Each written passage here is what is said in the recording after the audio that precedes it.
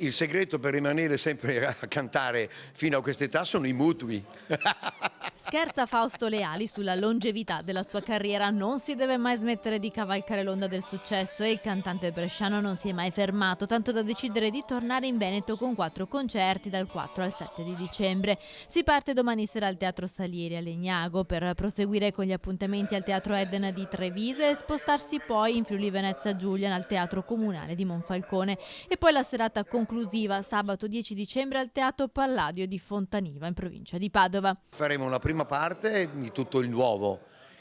un 10 minuti di riposo, no, di riposo soprattutto per voi, per poi partire con il Fausto Leali classico che voi tutti conoscete. L'iniziativa è organizzata da Radio Birichina, che ha chiamato Leali, reduce da un nuovo disco che lo vede duettare con i vari interpreti della musica italiana, dalla sua amica Mina, Renzo Arbore, Baglioni, De Gregori, Ruggeri, Tozzi e Ranieri. In questi 4 appuntamenti tra Veneto e Friuli, Leali proporrà il meglio della sua carriera e lo racconterà attraverso immagini e video inediti. Con Leali abbiamo un'amicizia pluriennale e quindi abbiamo detto perché non facciamo